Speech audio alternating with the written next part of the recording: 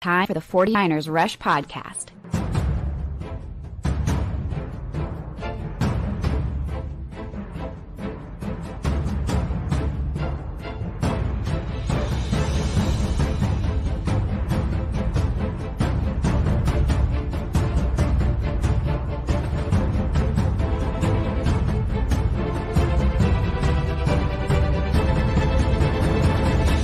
And here's your host, John Chapman. What is going on, faithful? It is great to be with you guys, starting the week off right. It's Monday. Hopefully things are going well for you and your work endeavors or whatever you got going on. So glad that you're spending some time with us, and I'm excited because, you know, we just keep kind of grinding through, learning as much as we can about these rookies. You got rookie minicamp going on right now. Wednesday, the schedule gets released. We're also spending a lot of time looking back with our nostalgia series. We're working on our 90-man roster countdown series. We're in the background putting together that list 1 through 91 because we got the additional player, the international player program. And so there's just a lot of things cooking. The 49ers Rush road trip, man, we're freaking setting stuff up, getting that ready so that the early bird people that are, planning your stuff when the schedule comes out, you're going to be able to get some of those cheaper tickets if you want to come hang out with us on the road with the 49ers Rush road trip. Just a lot of moving parts, which is really good in May because it's kind of a slow period, but there's a lot of stuff going on. So what we're going to do today, we're going to do one of two things, foot in the past, foot in the future. We're going to talk through the rookies, and we got a really cool article, probably one of my favorite articles by Matt Barrows, which he's one of my favorites, friend of the show. He's been on the show before. Man, he crushed it. He did an interview with Tariq Ahmad, the new Adam Peters for the 49ers. I don't want to share too much from the article, but just a couple takeaways. Go read the article. Go subscribe to the article. Part of the reason why we do this is I want to support that because it's just incredible journalism and helped me understand some of these players a little bit more. So we're going to touch on some of those things. But then we're going to jump to the past and talk decade players. What that means, why it's so important to the 49ers. Bill Walsh started it. So take a glimpse back at some of those players. We got 50 in the 49ers history, players that have played 10 or more years with the 49ers. And who is the next on the list? Who's the most likely? What that all looks like, what that all means. Even got some poll questions I want to throw in there as well. But it's going to be a fun episode. As always, we're going to get to your questions. Appreciate you guys. And I do have to update the schedule. We do have our Jerry Rice tier Zoom hangout this Thursday, which is the 16th at 5:30 p.m. Pacific Standard Time. Come one, come all. And we got a free trial up there right now. So if you want to go sign up and come hang out and see what that's like, come on. Let's go. I haven't posted the details yet. As soon as the show's done, I'm going to post it. It's been a crazy morning. It's been a good morning. Sometimes this show, I'm just greedy. And whenever I'm greedy, I really like the content we put out. It's not usually the best, like clickable, whatever, or get the most views or anything.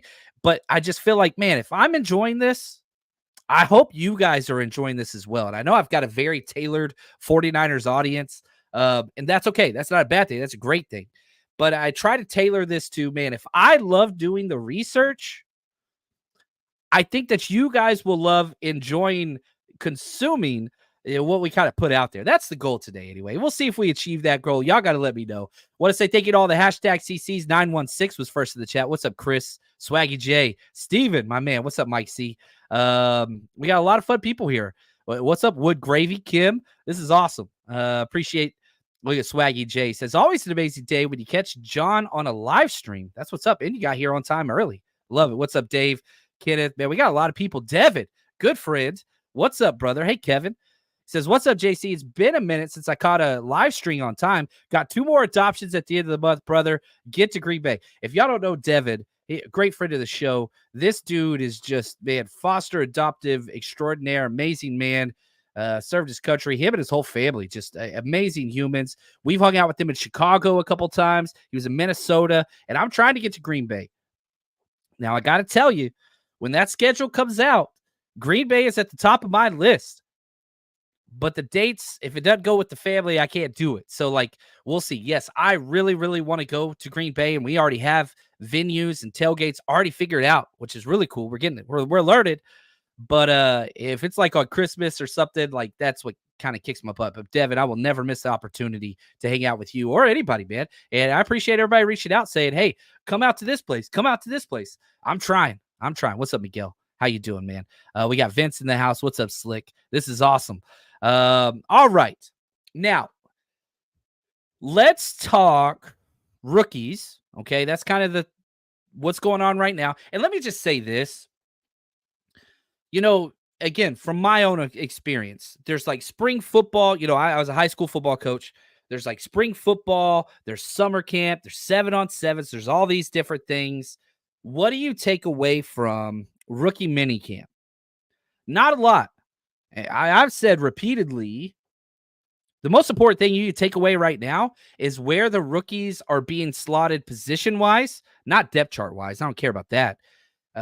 Where they're slotted where they're going to play. That's the most important takeaway from rookie training camp. That's number one. You learn the personality. They've got to learn the routine. But rookie training camp, that's like a walk in the park. Not to say that you can't take away whatever and so struggling. Don't put too much stock into those things. Pay attention to where they are lining up. Okay, so what do we know? Renardo Green, he's playing slot. He's playing the nickel corner spot. That's huge. Dominique Puny, what's he playing? He's playing guard.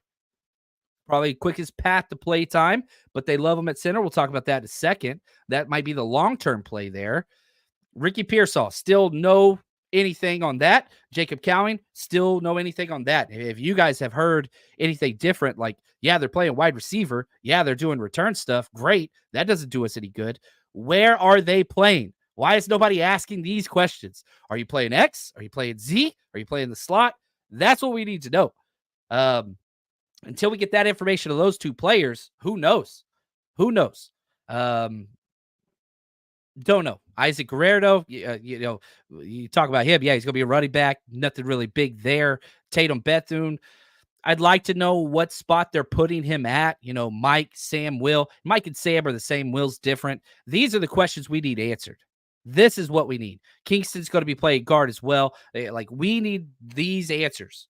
So I hope somebody can kind of come up with something on those, because until we get them, we can't really set the pathway for playing time, let alone how they're going to be used.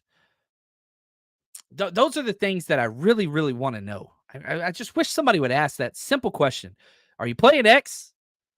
Are you playing right guard? Are you playing nickel and outside, or just nickel right now?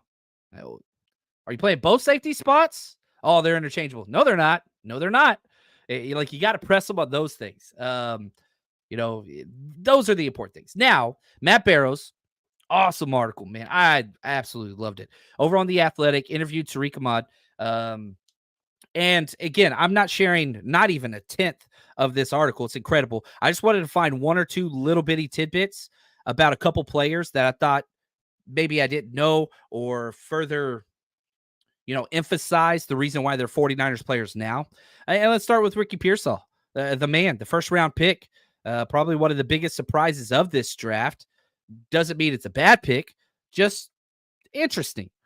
And it was funny because the number one takeaway from this article, Kyle Shanahan's the general manager. Obviously the offense, but Kyle Shanahan's the general manager of the defense too. Like, there was no John really liked, it was Kyle told us he likes this. And the way Kyle goes is the way the 49ers are going to go for a decade or more, hopefully. Kyle's not going anywhere. He has so much just kind of on what the 49ers are, personnel, scheme, even the defensive scheme. Kyle fired his guy, Steve Wilkes. He wants his own scheme defensively. I want you to run it like this. And we saw that with Nick, too, with the press conference. I don't want to dive into that too much. But anyway, let's get back to Ricky Pearsall. Tariq goes through and talks about how Kyle let us know he likes this, this, and this at the wide receiver position. This is what I want you scouts to find. This, and this. talked kind of about the lower body explosiveness and all those different things. And so with Ricky Pearsall, Tariq said they were anticipating him coming out last year.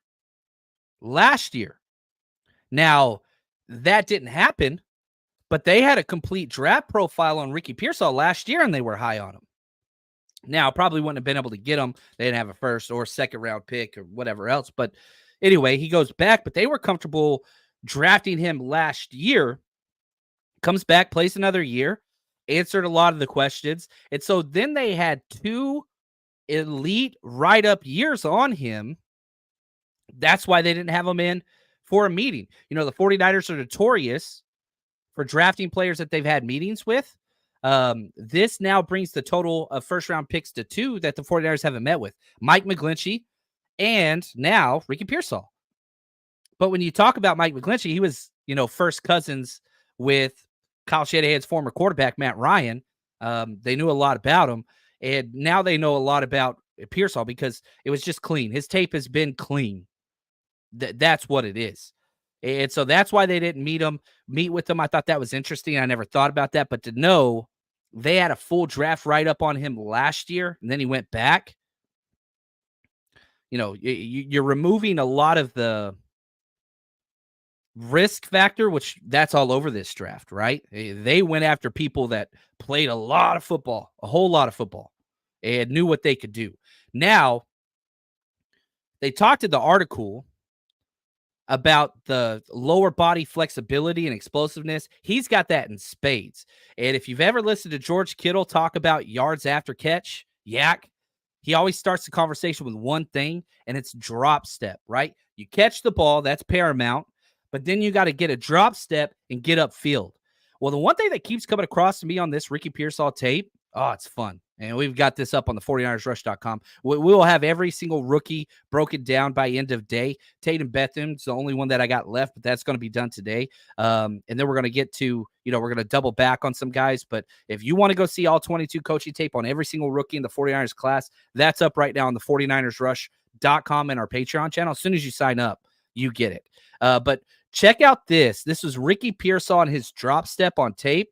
Consistently great. Maybe one of his best traits. That's kind of hard to identify, but you'll see it here. Slot down here. Ooh, shut it down. Get him the ball. There you go. Nice drop step. Quarterback just got to get that ball out faster. He's reading left to right. And I love this because the hands are great, but whenever he goes over the middle, like he secures the catch with his body. That's not a negative necessarily.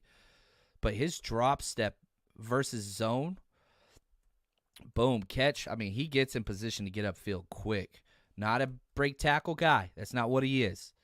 So it might play that Debo role, but it's with a different little seasoning. You know what I mean? He does his work before the catch. Debo does his after the catch.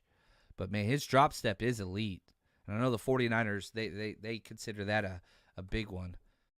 And so I love seeing just little things that the Niners pay so much attention to and work on in practice. You go to, training camps and things like that. You see them work this, the wide receivers, the tight ends, the running backs, the fullbacks. You see it consistent out there.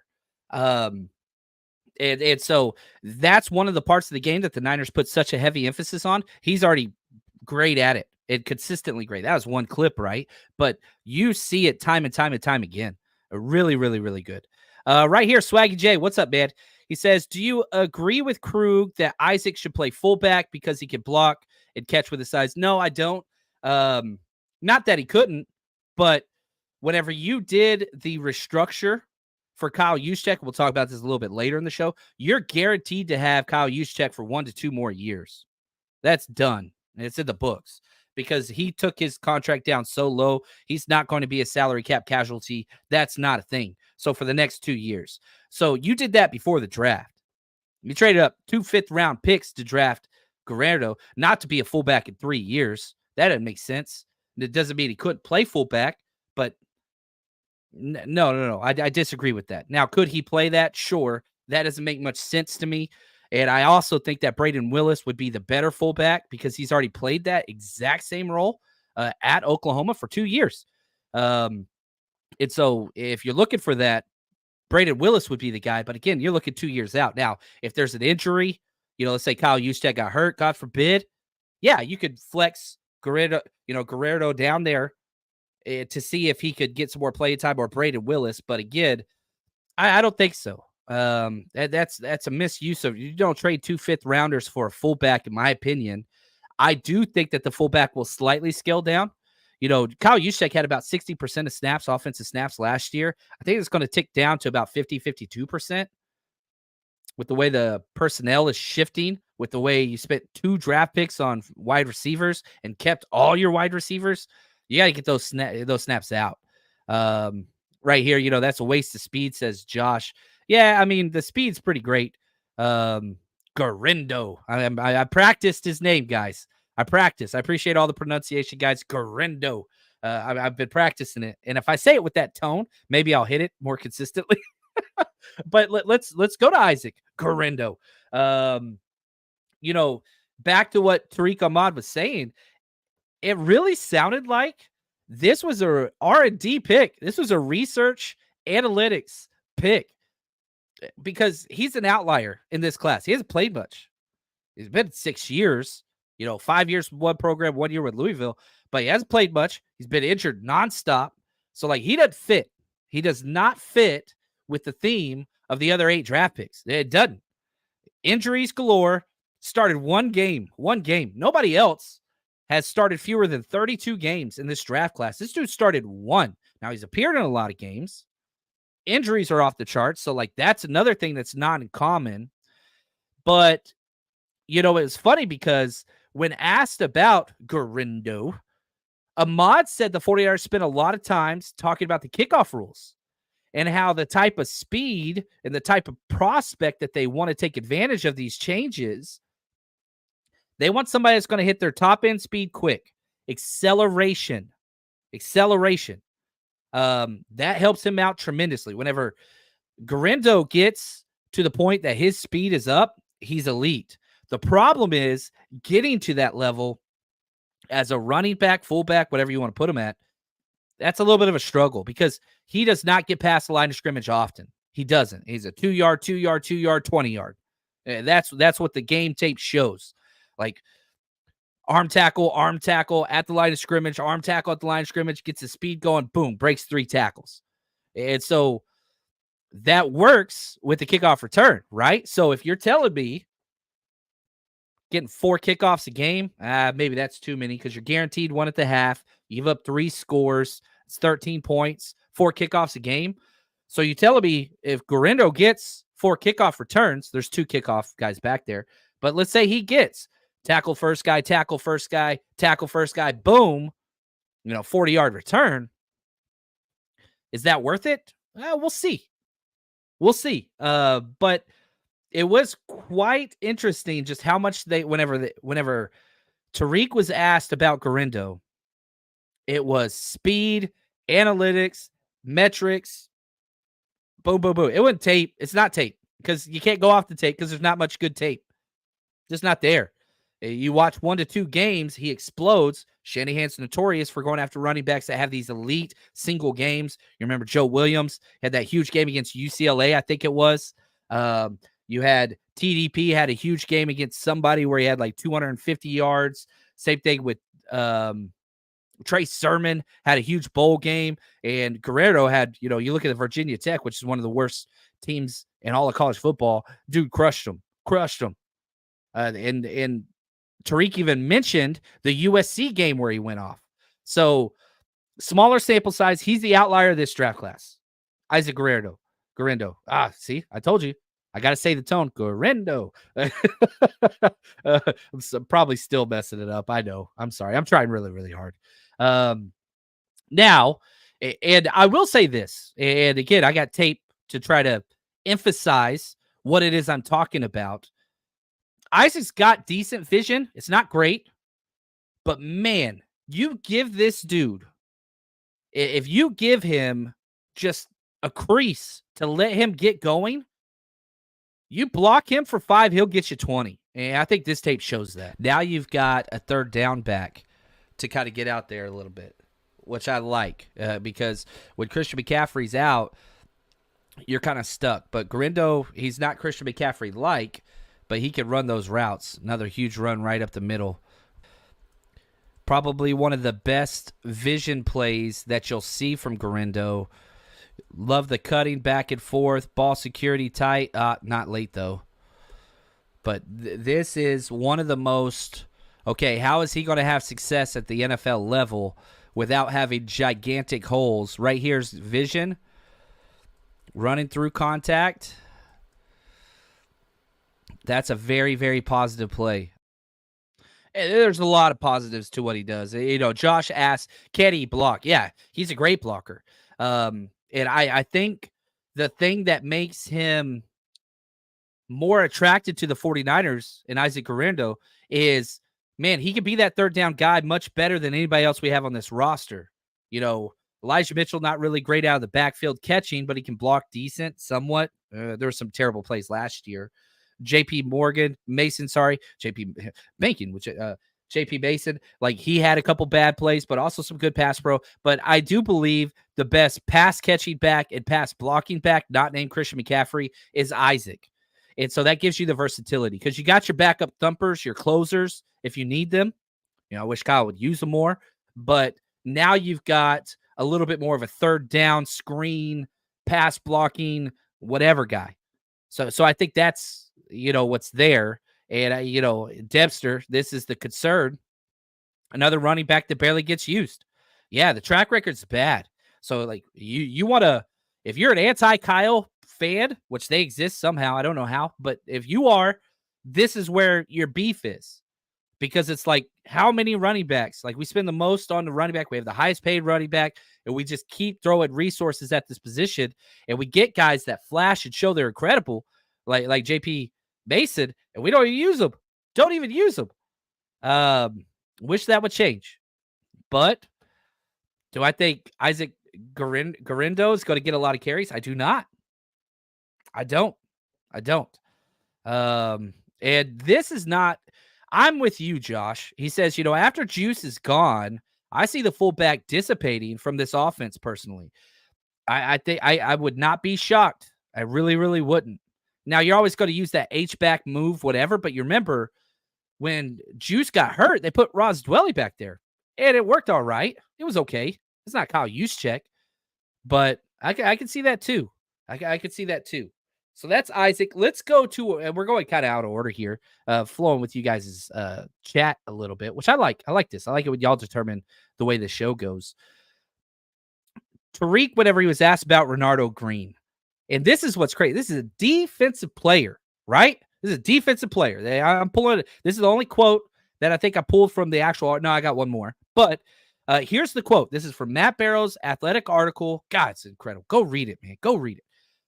This is what Tariq said on Renardo Green. Quote, when we were in draft meetings and watching him, I remember Kyle really enjoyed his tape because of those reasons. The physicality, the willingness to aggressively work to the football. That was a really strong part of his game, end quote. This is Kyle telling why he likes a nickel corner. That sticks in Tariq Ahmad, who's basically the number 2 GM currently. Kyle's the one that picks all these guys. Kyle picked the DC. Like, I mean, I don't know. This is Kyle picked the DC, right? So here's the question. This clip's been played a lot, but it's funny to me. This is Nick Sorensen on why he thinks he got hired. I think you'd have to ask Kyle and John and ownership. I think it's, I mean, I was here. I understand the defense, familiarity with it, with the guys, and how we play, what's expected. I think we all know what we expect out of the defense and our team. So probably have to ask Kyle about that. Starts it in. Probably got to ask Kyle. This is the dude that coached nickel corners for the past 3 years, and it's the new DC. And when Tariq Ahmad says, what'd you like about Renardo Green? Well, Kyle really liked, like, not the guy that's coached the position. This is not, it might be taken as a criticism. I don't think that's what I'm trying to do. I'm trying to bolster the opinion that Kyle Shanahan is the first, second, third, fourth, fifth most powerful person in this team's organization. We know he has full reign with the offense. He's going to do whatever the hell he wants to do. I get that. Everybody knows that. But I'm telling you, this dude is the GM. Listen to the first line again. I think you'd have to ask Kyle and John. I mean, come on, man. Not that, I don't know. That kind of sucks. It kind of sucks for Nick, but he's got the job. Is he deserving of the job? We'll find out. Was John Lynch deserving of the job? I don't think so, but found out, worked out well. But it's just like, ask Kyle. Why are you here? Ask Kyle. That's what I do too. Like, people are like, why are you guys here? Ask my wife. I don't know. Ask her. I don't know. My son, right? Hey, Dad, what do we ask Jen? Ask Jen. Kyle Shanahan is the Jennifer Chapman of, like, that's just the way it goes. Ask Mom, dude. I don't know. I'm going to do whatever I get told so I don't get in trouble and I don't have to argue. I don't want to argue. I just want to relax, do my podcast, drink a beer every now and then, everything else, just whatever. Ask Kyle. Just ask Kyle. And so anyway, you go back to this nickel corner draft pick, and basically the assistant GM says, well, our offensive head coach really liked these things about him. And now, to be fair, it shows up on tape, and it's very easy to like all of the kind of big plays that he makes because it's just so consistent. It really, really is. So you talk about the physicality. He's at his best in the end zone. I think I played a clip where it was him against Malik Neighbors 3 plays in a row, first, second, third down, and shut it down. They had to kick a field goal. But here's another play later in the game where he shows his zone pass-off ability plus physicality. Watch him pass this route off. One crosses your face. You got to look for 2 underneath. You pass them. Get out there. Make the play. Nice. Not much yards after contact. Got caught in man. Not bad. Not great. I mean, let's be honest. That tight end's not your concern. Malik Neighbors is. 5-yard play. Yeah, it's just smart football. Like, every defense has a vulnerability, and if a team takes advantage of that, you got to give up the least amount of threat possible, right? I don't know if I'm wordsmith over here, but like, Malik Neighbors is the number one concern, not their number 2 tight end. On an out route, you come off and you make the play. And I really do think, I love the fact, and I'm so pumped. And Josh says, Green will be a stud sooner rather than later. I agree. There's a chance this dude starts nickel week 1 because the competition, like the fact that he's playing nickel now, it's not against Demo. Okay. That's not the competition. The competition is Renardo Green better at slot corner than Isaac Yiadom and Darrell Luter Jr. at outside corner. That is the question, because Demo's not coming off the field no matter what. Charvarius Ward's not coming off the field no matter what. And so the question now becomes, is it better to have Ward, Demo, and Renardo Green? Or is it better to have Ward, Isaac Yiadom, or Darrell Luter Jr., your rookie from last year, and then kick Demo inside? That is the question. And I personally, I mean, not well thought out, but I think weeks 1, 2, and 3, probably going to have Demo inside. But I think after that first month of the season, Renardo Green's going to be your nickel starting corner. But we've seen this defense through several coordinators go out there with more experience and then shift to the more aggressive player. That's how Demo got his start. Remember? He wasn't even started 2 years ago. Week 1, we thought he was on the bubble roster. Like, he might not even be on this team after a week or 2. What happened? Goes out there, still stole a job, took a job, kept a job. Now he's going to get paid. Contract year. Demo's not coming off the field no matter what. It's Renardo Green against Yiadom and against Darrell Luter Jr. Maybe somebody else can come and try to poach whatever. But I love the fact that we know he's playing nickel first. I'm excited about that. Jeremy says, Jerry and Jones was a better nickel corner than Green. So weird to take Green is such a good outside corner. He's good. I like Jerry and Jones too. I think the upside is better. And with the way the 49ers play, the 49ers versatility is everything. So now, if you're just looking at who's the better nickel, I have no problem with your take, Jeremy. I have no problem with that. But whenever you look at the contract status of these corners, look at the expiring deals. Charvarius Ward, last year of his deal. Demo, last year of his deal. Ambry Thomas, last year of his deal. Rocky Sin, last year of his deal. All outside guys.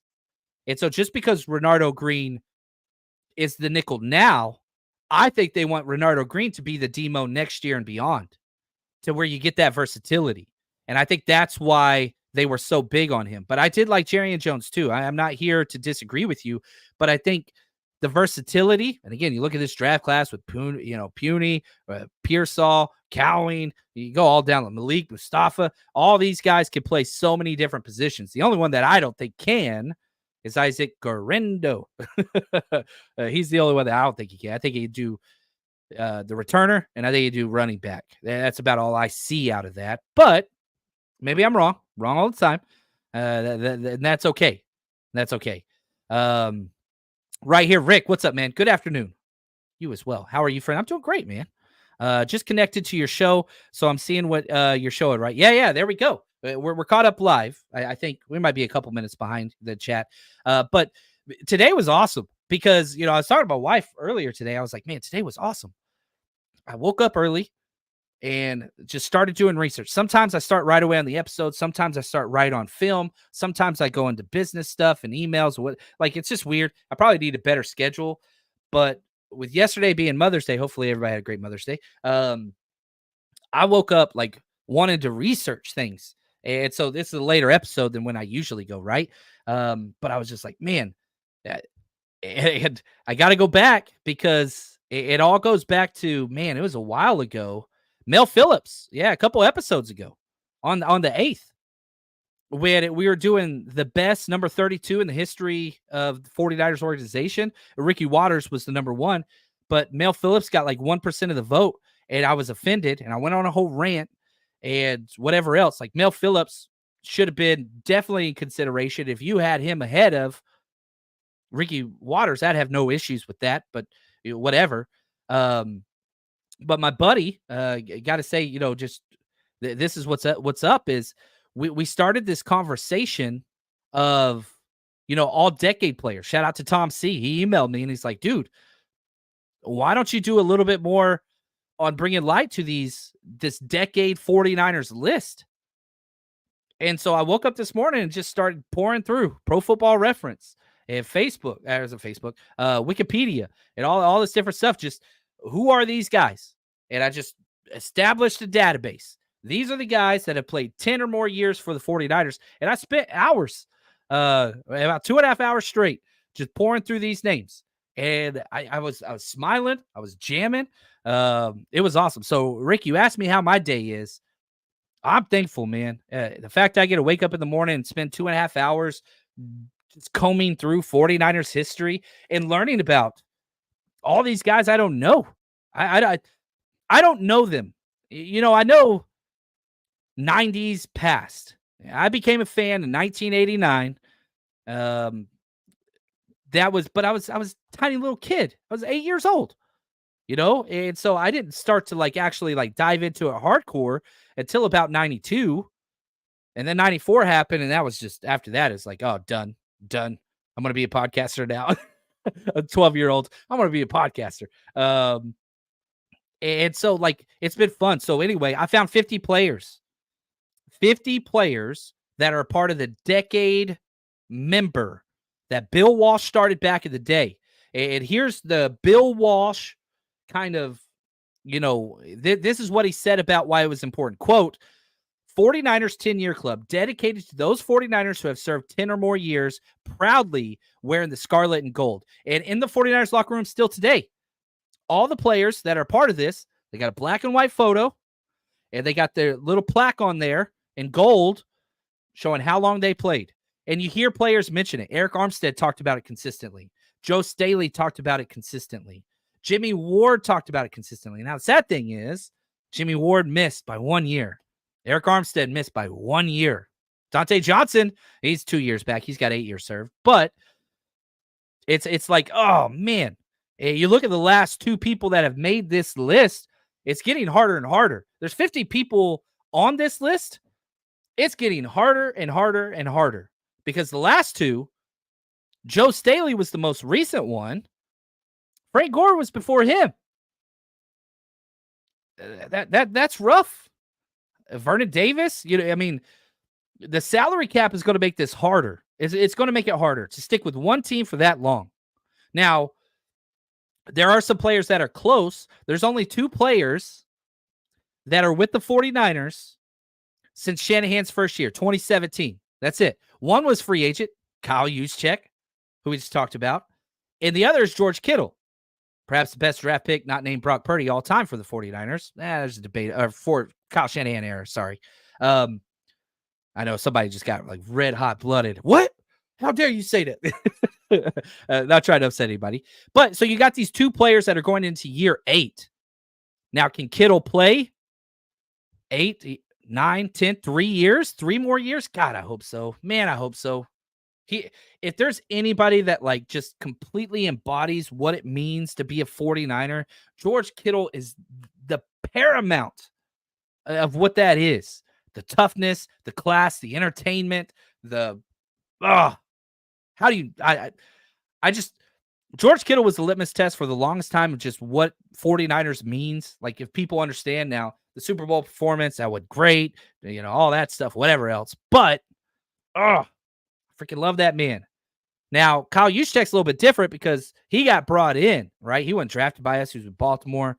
But he's going into year 8 with the Niners as well. But with his salary cap cut that he took, year 8 and 9, almost guaranteed. I mean, he's not making anything next year. So this year, next year, like Kyle Juszczyk's hit year 9. Well, he hit year 10. He's got to sign a new deal or an extension. So I don't know. We'll see there. Now, there's only one player that is with the 49ers since the 2018 season. Obviously, Kittle and Kyle Juszczyk carry over. As Fred Warner. He's the only one from that whole draft class, from that whole team. So from 2018, we have 3 players. That's it. Fred Warner, George Kittle, Kyle Juszczyk. The rest are gone. They gone.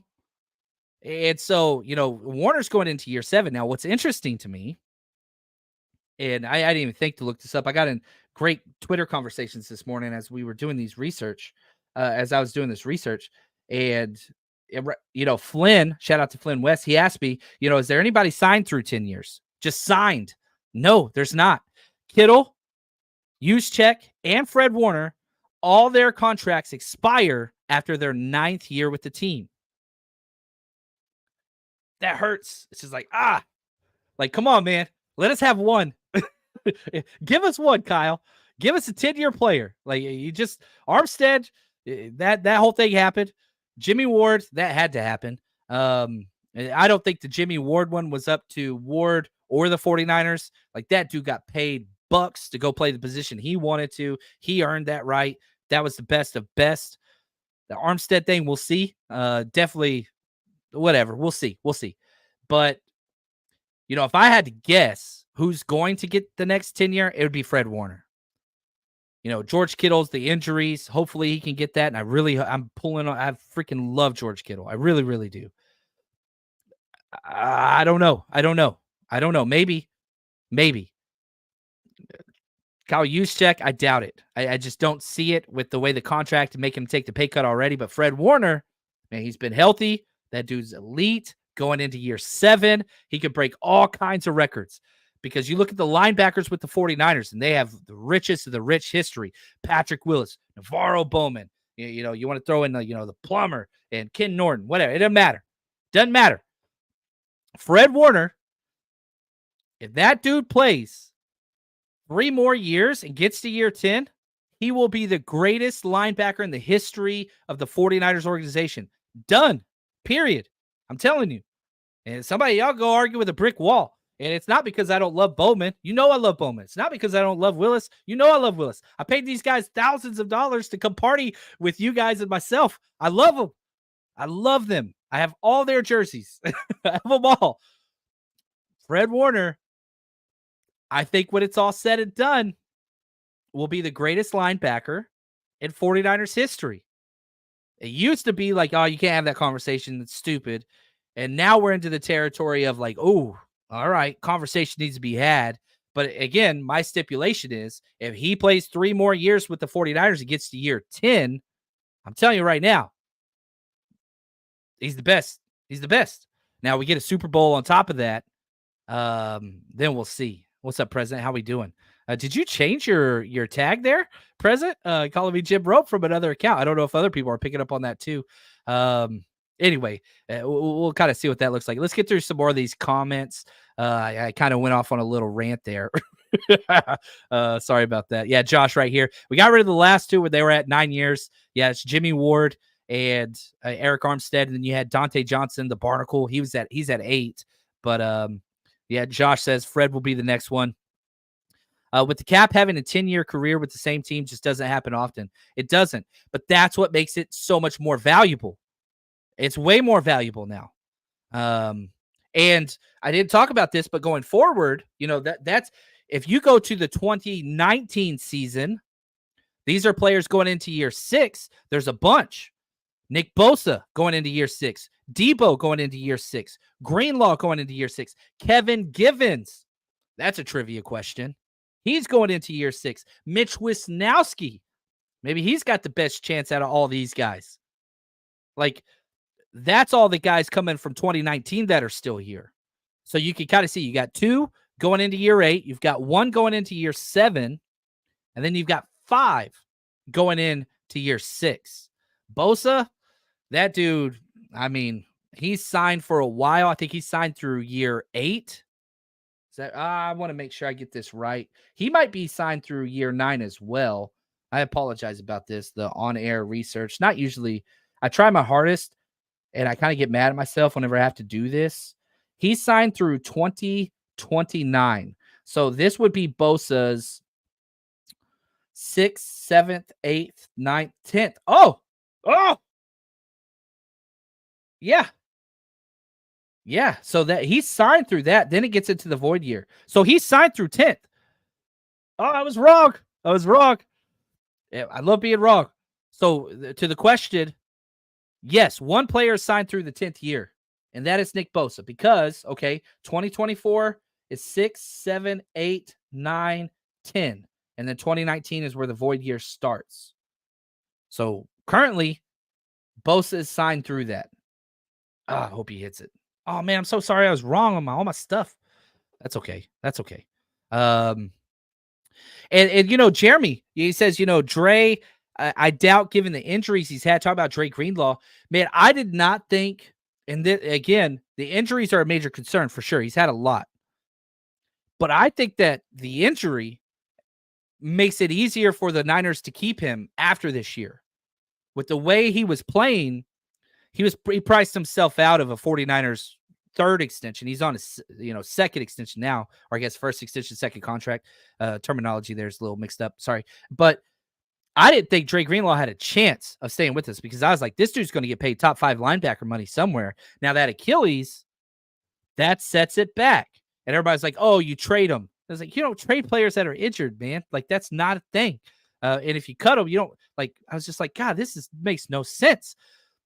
People are so weird. If you don't understand contracts, which I'm trying to learn and constantly whatever, 49erscap.com, shout out to Jason. He does a great job. But like, contracts tell you what can and cannot happen a lot of times.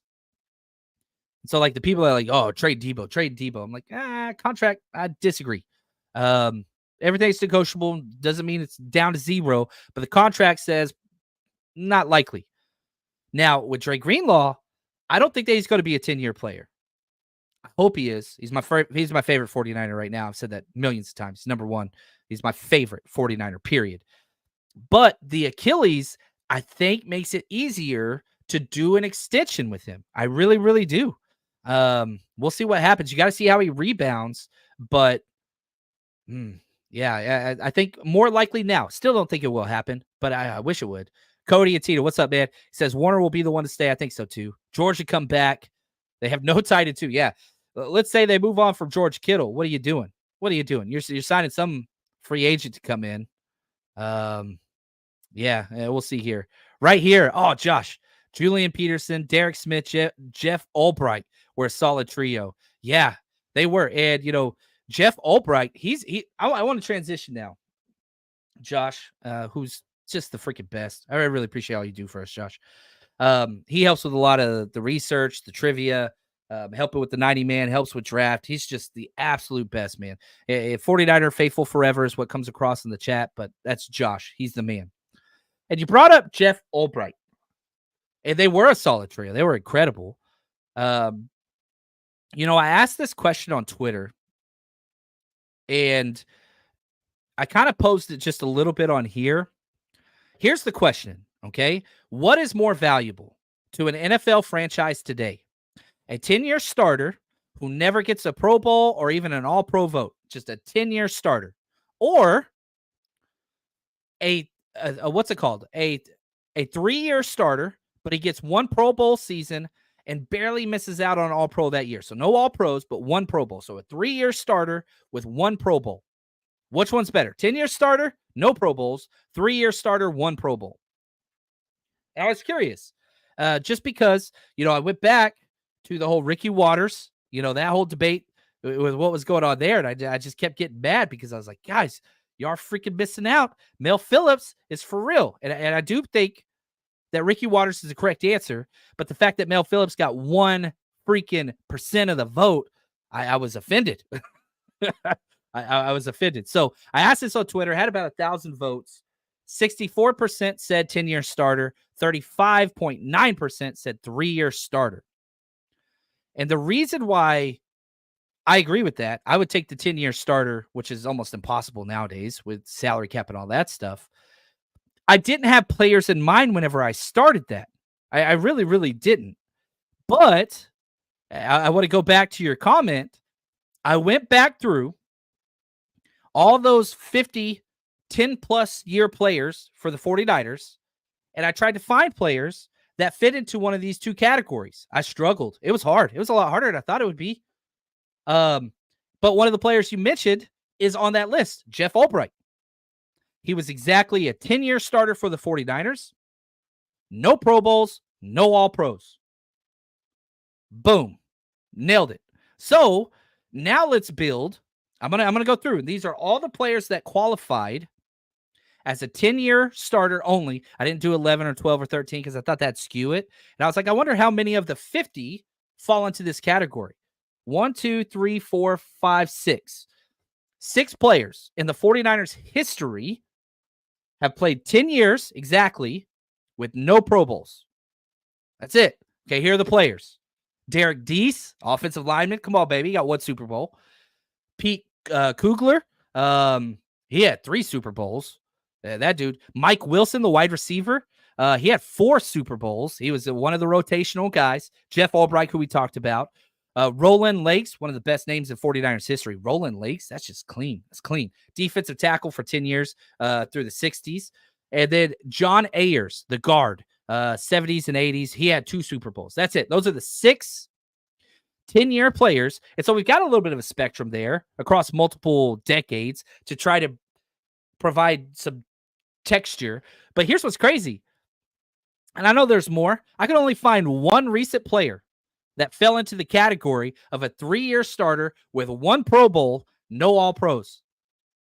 I could ask everybody to say the player. I don't think anybody would get it. Anton Bethea. 2014 to 2016 had 1 Pro Bowl, got some All-Pro votes, but didn't make the All-Pro team. That's it. The next closest thing would be Charvarius Ward, but he's still got 1 more year. He's only played 2 years with us. He's about to go on his 3rd year. So you could say, all right, Charvarius Ward, but the All-Pro thing kind of throws that off too. But like Charvarius Ward, Anton Bethea, that type of player versus those other ones. I think that's just, I don't know. I don't know if that goes into your philosophy when you're drafting. But those 10-year players, man, they had a lot of Super Bowl victories between them. 1, 4, 8, 10 Super Bowls between those players I mentioned. And Tom Pethay didn't get one. Charvarius Ward hasn't got one yet with us. I don't know. I don't know. And I see that I'm behind in the chat. I'm going to go to the bottom of the chat and work my way up. Yeah, I don't know. Right here, Josh Pethay was bad with us. Yeah, bad as in good, right? I mean, he had a bad year. I understand that, but yeah. And with Chris Borland, I love the Chris Borland talk. You know, he played 1 year. That dude ran a 4.85, a 4.85 40. Not trying to discount him at all, but that dude wasn't going to play long in the NFL. Not in today's NFL. It wasn't going to happen. I think he would have been like a 2 to 3 year all pro and then just like fizzled out quick because he was already slower than everybody else and very scheme specific. But I love Borland, and gosh, that dude, it was so fun watching him play. Oh, it was so fun. But could he have played, 10 years? I don't know. Derek Deese was nice. What's up, 49ers Minded? Appreciate you, man. Go check out 49 Minded on YouTube if you haven't yet. Yeah, this is fun, man. I do like this. Dude, people are saying Fred Warner's overrated. Are you kidding me? Dude, the best coverage linebacker, literally redefined the position. Yeah, I would argue you probably don't watch film very often, and that's okay if you do. Otherwise, I have no clue where you get that take. Fred Warner is the best. He's changed the linebacker position forever. He's changed it. It's never going to be the same. Never going to. You can't have Chris Borland's anymore because of Fred Warner exists. Does that make sense? Like, you can't go back. There's no going back now. You can't put the toothpaste back in the toothpaste tube. Can't do it. You have to have guys that can cover now. Period. That's all there is to it.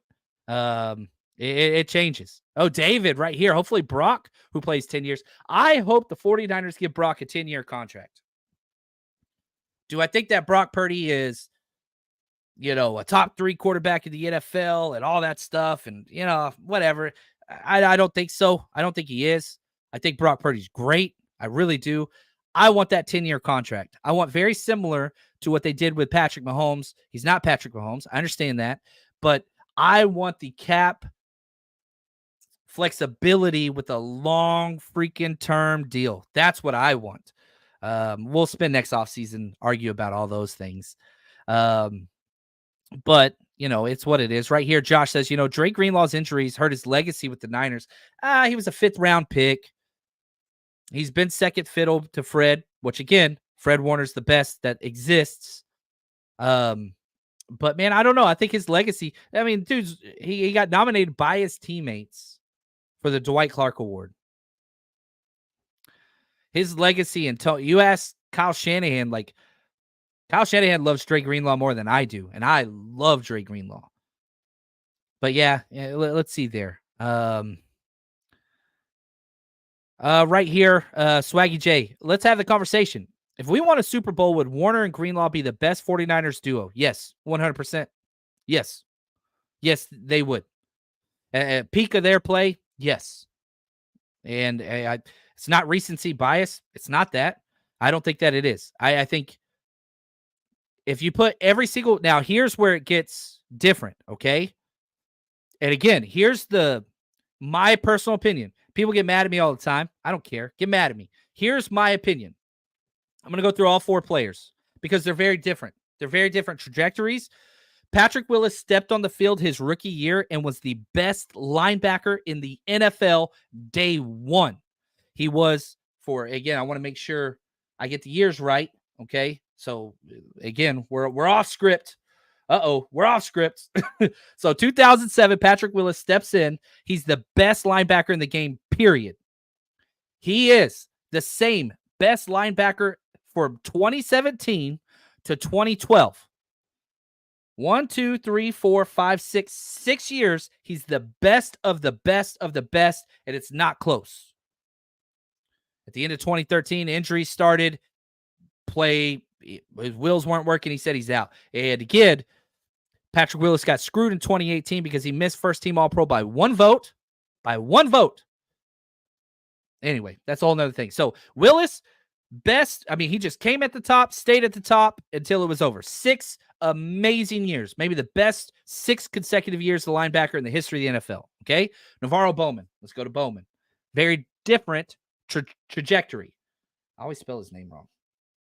I love Navarro Bowman. Okay, Navarro Bowman was a little bit more of, I forget the shape that it's called, where it starts kind of low, peaks high, that goes back low. That's what he went through, the whole, like, whatever. Man, I know what that's called. Dang it. But Navarro Bowman had 2012, 2013, those 2 years, and 2015. I argue this. Now, the majority of the career, you had 6 elite years from Willis. I think you had 3 to 4 elite years from Bowman. And there was a small peak. And people get mad at me whenever I say this, like it's blasphemy. I disagree. There was a small peak where Navarro Bowman, at his best, it's a small window, but I think we had a solid year where it was better than Patrick Willis at the height of his career. But Patrick Willis was at 9.9 for the moment he stepped on. But there was a little peak where Navarro Bowman was at a 10.0. I believe that. I do. And I could be wrong. And I'm sorry if I'm pissing somebody off. This is not Patrick Willis slander. Like, if you know how much money I paid him to get him to come out to our parties, you would understand. I love these men. I love what they've done for this franchise in our history. Like, this is not negative against any of them. I'm telling you, they've had different career trajectories and paths. Now you get to Fred Warner. Fred Warner changed position. He didn't even play this position. That's what makes him so different, is because now this dude is the best coverage linebacker in the history of the NFL. The history, not the 49ers linebacker history. No. Fred Warner is the greatest coverage linebacker, period. Ever. Changed it.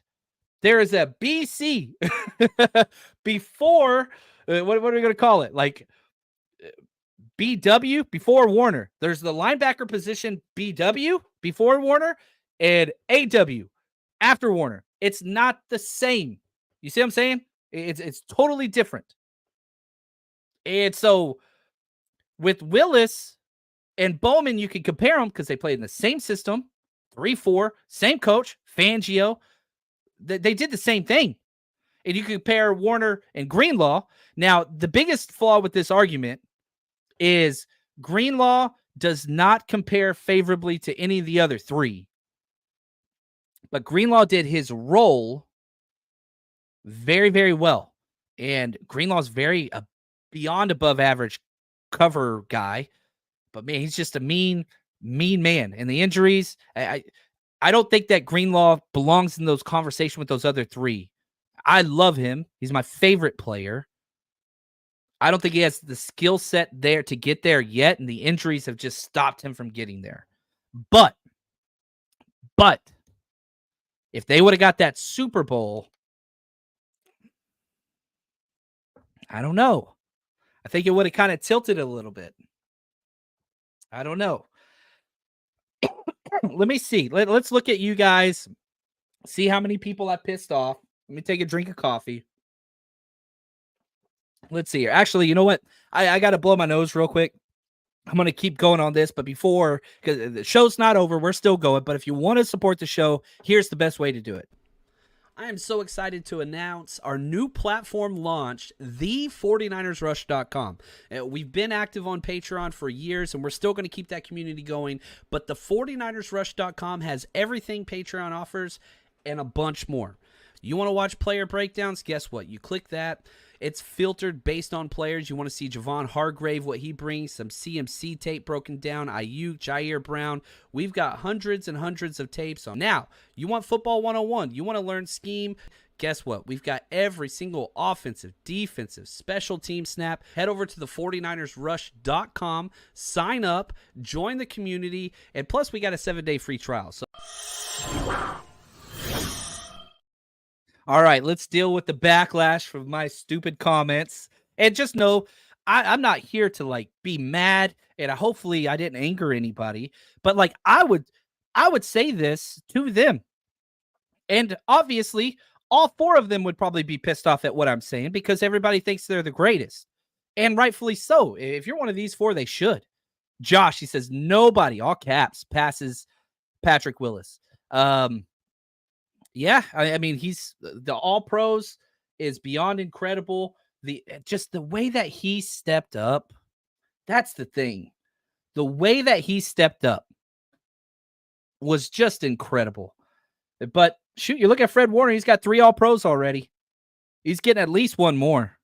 Now, okay, let's do this. Let's go to Pro Football Reference. I'm going to their franchise encyclopedia and I'm doing their approximate value. This is computer analytical based on starts and blah, blah, blah, blah, blah, blah, blah, and all those things, right? Okay, Patrick Willis has a 108. I mean, he's number 9 in the history of the 49ers, right? Okay, let's go down. I'm scrolling. Fred Warner has a 77. That's 24th. So he is 30. No, not 30. Come on. 24 points on this approximated value. And again, let's see here. See our about section. We can go into more details, but it does games played, stats, awards, postseason, all that, whatever else, right? So Fred Warner has a 77. Navarro Bowman's got a 73. Fred Warner's already passed Navarro Bowman according to this. Again, this is not me. This is Pro Football References AV scale, which is it's pretty freaking awesome. So you already have Fred Warner passing Navarro Bowman, and you have him kind of closing in on Patrick Willis. Now, I wonder, where is my man? Drake Greenlaw is going to be so much lower because he hasn't gotten any of the awards. He's going to probably be really, really low. And that's kind of the flaw. It's like, should Dre Greenlaw have been a Pro Bowl linebacker the past 2 years? You bet your ass. Yeah, Dre Greenlaw, number 129. He's got a 30. So that, like, you add, it's not even a fair thing. So Dre Greenlaw got a 30, right? So if we add them both together, but that's not even the argument. I mean, you add them both together, they're barely past Patrick Willis. They're barely there. So I don't know. I don't know what. Patrick Willis is so freaking good. He's so good. I'm not talking about a murderer on today's show. We're talking about greats. No. Get that piece of crap out of here in my comments. We are not talking about him right here. Patrick Willis was a great linebacker. He did it all. If Warner laid big hits, I'd like, what the hell are you watching, bro? What? Sorry, I put that on there. I should not have put that up there. I should not have allowed that to be on there. That's okay. I apologize to the entire faithful community. That is not a responsible. Oh my gosh. That is crazy. Go watch the Steelers. Najee Harris he got laid out by Fred Warner. Like, set the freaking tone. Oh, yeah. Willis had a lot of those hits where he killed him, but the rules were different. I mean, he literally killed the Jets wide receiver that was a quarterback, Brad. I remember his name, but it was like a Mizzou quarterback that was transitioned to wide. Anyway, those are scary. And like, you can't do that anymore. So like, yeah, that's like saying, oh, so-and-so hits harder, from the 70s than somebody does now. Well, the rules are different. You don't get to take their heads off. I'll tell you this right now. I would rather, the hardest hitting out of all these four is Dre Greenlaw. Dre Greenlaw is the meanest mamma jamma that's ever lived. He's Mike Tyson with football pads. That's Kyle Shanahan quote. That's the meanest one.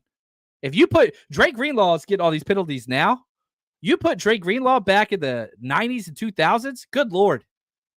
Like, Yeah, I agree with you. Patrick Willis hits harder than Bowman, and Dre Greenlaw hits harder than Warner.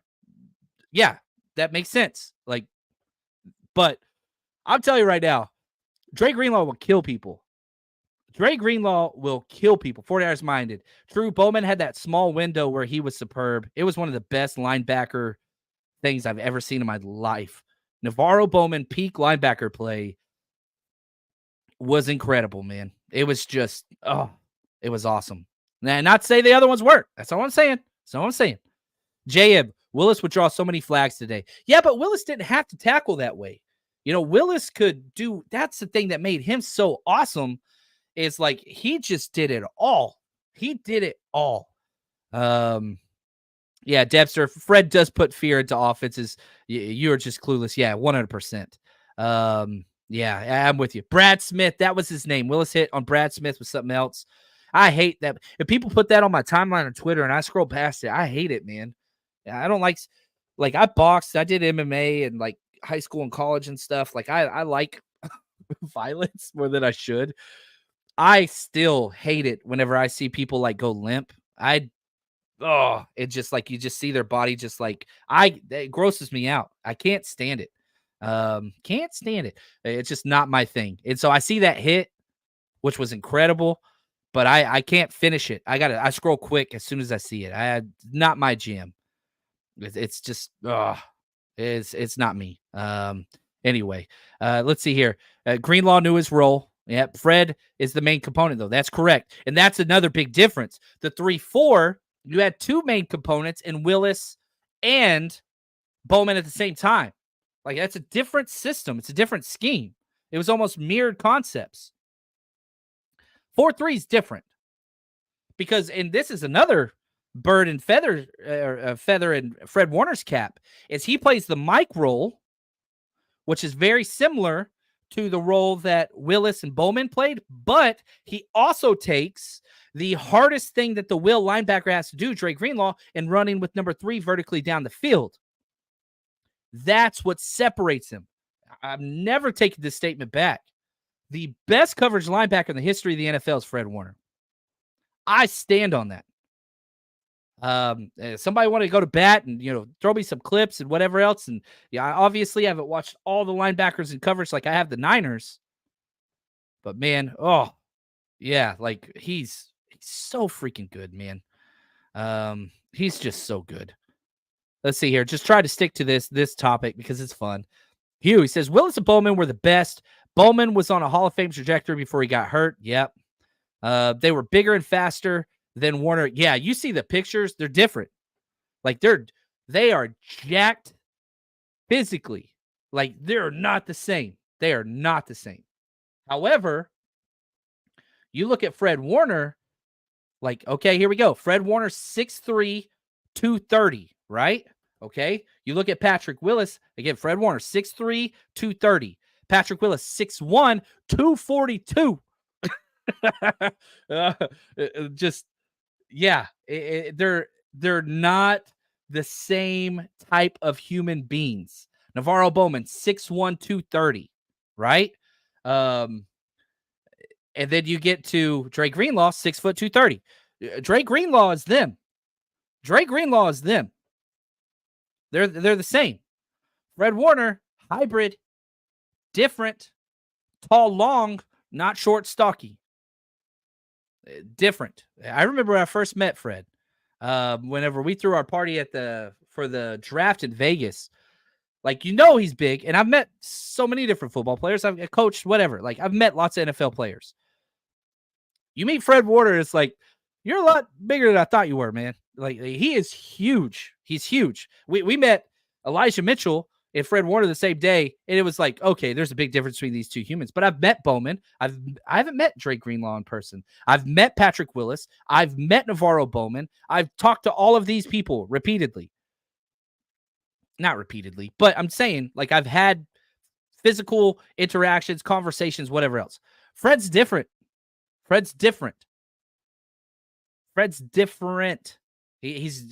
not built the same. That's not a knock on anybody. The game has changed.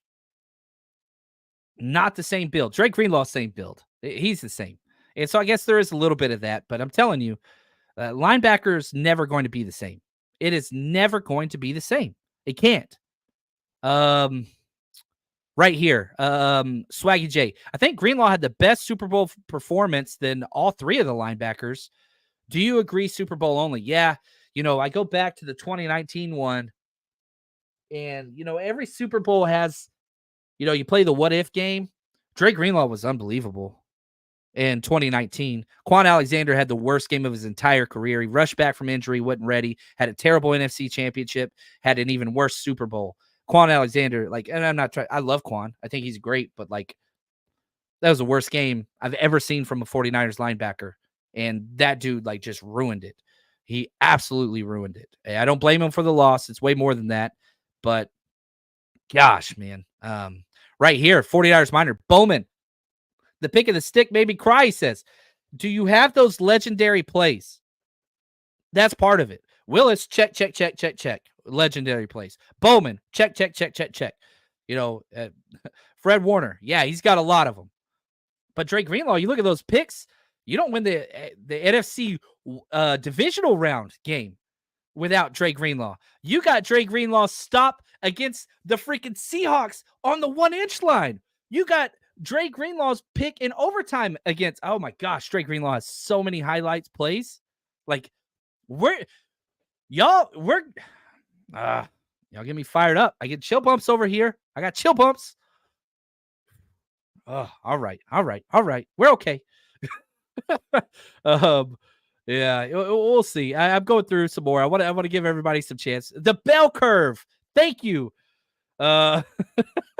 Greg, come through. That is the Navarro Bowman career trajectory, the bell curve, because it didn't start off elite, got to the best ever, in my opinion. And then it, after the injuries and then the release and then, just kind of dragging his career out, didn't end at the high level. The bell curve. Thank you, Greg. I appreciate you, man. Y'all keeping me. Yeah. Y'all keep me in line. I appreciate that. Right here, a 49er minded. Warner is big in person. I met both him and Willis. Yeah, he's big dude, man. he's huge. Let's see here. So who is above Fred Warner in your opinion? I don't think she's talking to be there. Nobody's above Fred Warner right now. Nobody is. Right here, Vince. Fred Warner did not throw away a shot in the linebacker world turned upside down. Oh, there we go. That was a double Alexander Hamilton reference. That's what's up, man. Salute you, Alexander Hamilton. Y'all don't want me to sing. It's terrible. Dre, amazing number 2. Yeah, Drake Greenlaw is great. Yeah, he's up there. So this is fun. I just absolutely love this. And yeah, Swaggy J says, shows how underrated Drake Greenlaw is. You talk about his highlights. I mean, that dude ruined the Eagles. He ruined the Eagles season. His highlights are even off the field. Oh, I freaking love Drake Greenlaw. Gosh, he's so great, man. Yeah, I don't know. I will see this. There's no wrong answers. We went off the tangent on linebackers. I don't know how we got there, but I love it because we have the most rich linebacker tradition in the history of the NFL. I don't think there's anybody else that's close to us. I really, really don't. I mean, there are just elite linebackers peppered throughout the 49ers history. Guys like Bill Romanowski, played with us for 6 years. You know what I mean? Like, he's not even an honorable mention. He's great. He was awesome and dirty. But we have so many, Chris Borland, you know what I mean? We've got guys, Ken Norton. And I know I'm leaving out a lot of these old, the old hats, which I don't want to do. That's not who I am. That's let me go to my freaking 10-year list. Let me see what other linebackers we have on this 10-year list. Shoot, Dave Wilcox. Are you kidding me? Freaking awesome. Keena Turner, outside linebacker, corner, played all that stuff. Matt Hazeltine, played 14 years. And again, I don't know a lot of these guys, but these are guys. Frank Noonley. I hope there's somebody listening to this podcast that's just yeah. Jeff Albright, who started this damn conversation. Let's see here. I mean, there's names on names. I freaking love it. Takeo Spikes. I freaking love Takeo, man. No neck Takeo out of Auburn, right? Oh, we are spoiled rotten. If Drake Greenlaw, this might be a little bit of a stretch. Drake Greenlaw would be maybe the best linebacker on 3 or 4 teams in the NFL in the history of their organization. The history of their organization. That's how good we are. Oh, Clarzard, what's up? I love Patrick Willis. but he's all nostalgia. Warner is the GOAT for us. I don't think he is yet, in my opinion. I have no problem with that being your opinion. You could definitely defend that. I think if he plays 3 more years, that was kind of the thing. If Warner plays 3 more years at this level, it's not even close. I think if Warner plays 1 or 2 more years at this level, I think that will do it. Gary Plummer has hit on Thurman Thomas. There we go. Lee Woodall. Yes. I freaking love it, man. You guys are the best. And let's end this show with this question, focusing on the now. Logan, I really appreciate you, man. It says, Chapman, do you think D. Winters or Jalen Graham have that same potential to be good to great linebackers? Again, they're prototypes. Jalen Graham and D. Winters are mini-me's, not size-wise. That's not what I'm saying at all. They are literally the same height, weight, size, testing ability as Warner and Greenlaw. They're the same. Jalen Graham, converted safety over, right? Like, that's what he was. Literally the same workouts, all that stuff. Now, he's not as quite the athlete, and he went super late and whatever else, like dumbed down a little bit or watered down a little bit would be a better way. Not saying he's dumb. That's all I'm saying. Just the talent level's watered down. And the same thing with D. Winters. D. Winters, I mean, him and Drake Greenlaw are the same freaking human. You put them next to each other, not that they look alike, but they're built the same. They have the same speed. D. Winters faster. So could they? The consistency is their issue. We saw last year with both rookie linebackers the splash plays in the preseason and training camp. It was there. The problem is consistency is not there. Now, if you put Jalen Graham and you put D. Winters in a DeLorean, you hit your 88 miles an hour and you go back to 2018, 2019, and you put them in Fred shoes and Dre Greenlaw shoes and they got to learn on the fly, that's a different story. That's not where we are now. You got to take those old hats game away. You got to take their job. I don't see it happening. In fact, I don't even think both are making this roster for the final 53. So that's where I'm at. Man, this was fun. I really hope y'all enjoyed this. I really hope I'm not the only one that's just like an old man shouting at the sun or the clouds like, there's a Simpsons reference. You guys are awesome. This was fun. You are the best. Remember, Thursday, 5:30 p.m. Pacific Standard Time, we got our Zoom hangout. So go sign up, the 40hoursrush.com. Until next time, you are the best. That was fun. Stay strong, faithful.